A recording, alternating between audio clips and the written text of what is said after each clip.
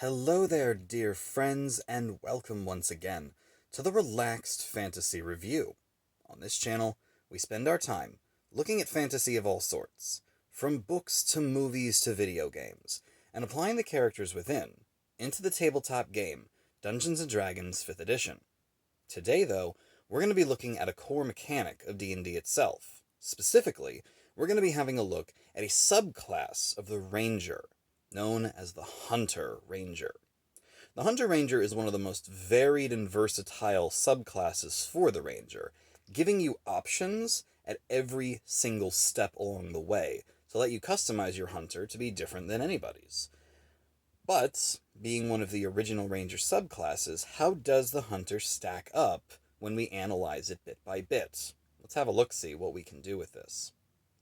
Rangers get their abilities at level 3, 7, 11, and 15. So they're a very mid-game stacked class. At level 3, they get their first ability called Hunter's Prey. Hunter's Prey gives you 3 different options. You pick which one you want. There's Colossus Slayer, which, once every turn, allows you to add extra damage to one of your weapon attacks. There's Giant Killer, which allows you to use your reaction to attack a large or larger creature when it attacks you within 5 feet of you. Or there's Horde Breaker, which allows you to attack on a creature within 5 feet of another creature that you just attacked. So it's kind of a multi-attack thing when you're fighting enemies that are next to each other. Of these, personally, I think Giant Killer is the best. Being able to weaponize your reaction is, I think, better than adding an extra attack or dealing extra damage. Personally, though, I give Giant Killer a 7 out of 10, and I give the other two 6 out of 10s. They're okay, but nothing too special here. Then at level 7, they get the Defensive Tactics power. Again, they have 3 choices. First of all, there's Escape the Horde. This means that all opportunity attacks against you are made with disadvantage. This is pretty good if you're trying to run away from people. There's Multi-Attack Defense. When a creature hits you, if it hits you once, and then it uses its multi-attack to attack you again, you gain a +4 to your AC from all attacks following the first. So, okay, when you're against bigger creatures.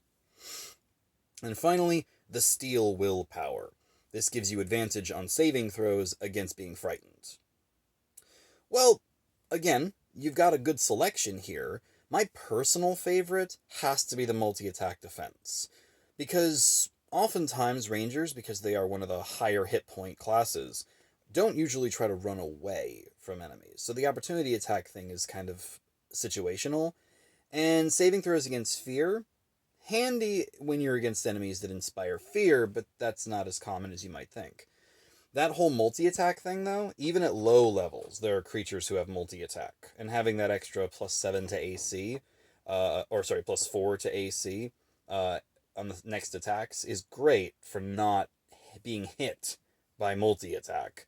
I give that one a 7 out of 10. I also give the opportunity attacks a 7 out of 10. Because it is very situational, but when you do need it, it can be really, really save or die. And then the Steel Will, I give a 6 out of 10. Then at level 11, you have the multi-attack feature. Rangers get a multi-attack feature. They get 2 choices this time. They can either choose Volley, which allows them to attack all creatures in a 10-foot radius with ranged attacks. So they basically just pick a spot and get a 10-foot radius AoE, except it's not an AoE. They just get to make as many attacks as there are creatures in that space, which when you've got a cluster of monsters, can be actually a lot. Like, you could take minions down with a fireball if you're a wizard, or you can use Volley and take down them all with arrows. It works either way. The other option is Whirlwind Attack, when you can attack all creatures within 5 feet of you with a melee attack, which is less creatures, but can be really handy when you're surrounded or in small spaces when your ranged weapons won't be as good. These are both good. I give the Volley an 8 out of 10, and I give the Whirlwind Attack a 7 out of 10. I'd personally rather have the Volley, because most of the time I'm a bow master with a ranger. Finally, there is the 15th level ability, which is Superior Hunter Defense. This allows them to choose one of 3 abilities again. First up is Evasion, the classic rogue evasion. When you dodge an AoE effect, you take half damage on a fail and no damage on a success, specifically for dexterity saving throws, which is a lot of them. Then there's Stand Against the Tide. When you force an enemy that misses you to redirect that attack to a creature of your choice by using your reaction. And finally, Uncanny Dodge. Again, a rogue ability. When you use your reaction to take half damage from a single attack. Now, here's the thing. These abilities are great. Evasion, 8 out of 10. Stand Against the Tide, 6 out of 10. Uncanny Dodge, I give 10 out of 10. It's one of my favorite abilities that the rogue gets, and to see it on a ranger is fantastic. There's one big problem here. These abilities come online at 15th level. Rogues are getting these at like 5th level, 7th level. They're getting them in the 2nd tier of play, or even the 1st. Rangers are getting them at the top of the 3rd tier, when these abilities aren't as important. Now granted, Rangers are tougher than Rogues, so these abilities would be a little bit broken in the lower tiers, for them specifically. Rogues need them, because they're a little squishier. They wear light armor, they have a D8 hit die. Rangers can wear medium armor, wield shields, and even have a D10 hit die, so it does make a difference. But having it, while good, is not as good as it could be. I still give it the high score, though, for those particular ones, and Uncanny Dodge are definitely the one I'd pick. Now, if you crunch all the numbers, depending on what you choose, obviously your Ranger could be awesome or crappy, depending on if you pick the right or the wrong stuff.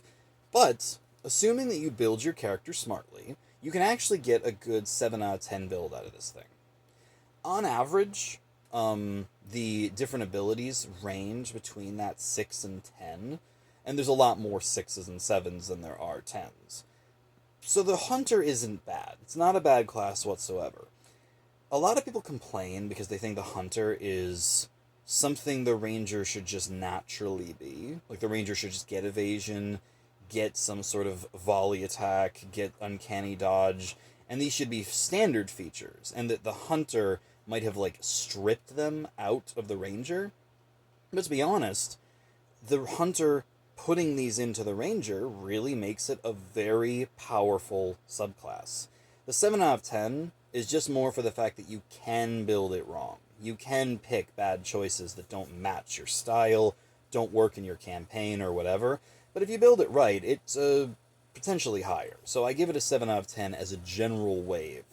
And I honestly think that if you're going to play a Ranger and you just want to be the most rangery Ranger possible, pick Hunter, because it does fit really well with the theme. This has been the Relaxed Fantasy Review. If you enjoyed the video, please like and subscribe down below, and keep your eyes peeled for more subclass reviews coming down the line soon. Have a good one, my friends.